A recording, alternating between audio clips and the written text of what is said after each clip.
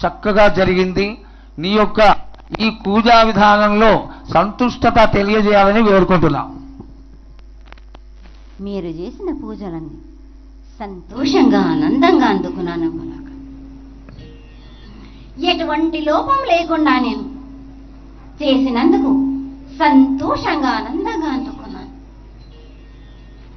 కానీ గత ఏడు మీరు నాకు వాగ్దానం ఇచ్చారు కానీ అది మాత్రం మరిచిపోయారేంటి? ఎందుకు రావాలక?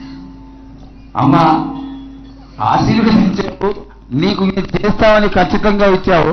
గళాన్ని ఎందుకు ఎట్లా చెయ్యాలి అంటే దానికి గళం కావాలి కదా.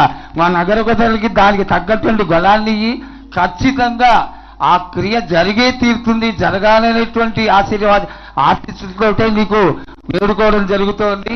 కాబట్టి దానికి గళాన్ని వారికి ఎల్లవేళలా కలగచేసి వారు నీకు సేవ చేసుకునేటువంటి భాగ్యాన్ని కలగచేస్తూ ఆ నువ్వు అనుకున్నటువంటి ప్రతిష్టా కార్యక్రమాన్ని తప్పకుండా చేస్తారు తల్లి.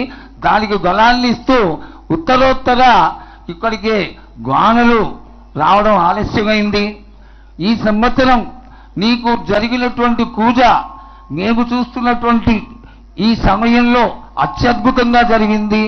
జనాలు ఎక్కడా నిలబడకుండా చక్కగా ఆలయంలోకి ప్రవేశించి ప్రతి ఒక్కళ్ళు కూడా నీ యొక్క దర్శనాన్ని చేసుకున్నారు.